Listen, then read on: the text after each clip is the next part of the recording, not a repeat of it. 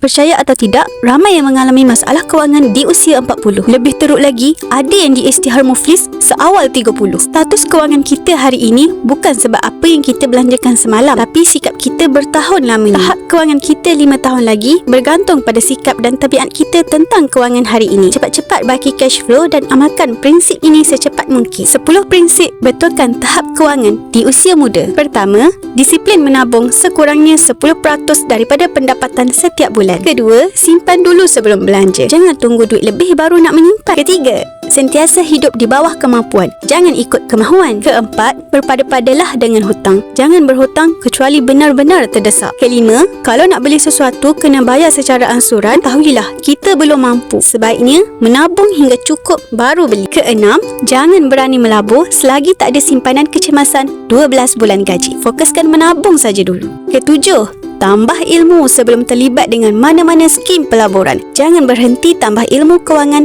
dan kekayaan. Ke-8, join circle yang betul. Obses tambah tabungan, bina kekayaan dan lupuskan hutang. Ke-9, pelbagaikan sumber pendapatan. Jangan bergantung pada satu pendapatan. Prinsip penting yang ke-10, tutup hutang sedia ada. Elakkan buat hutang baru. Nak mulakan simpanan emas? Jom saya bantu sebaiknya.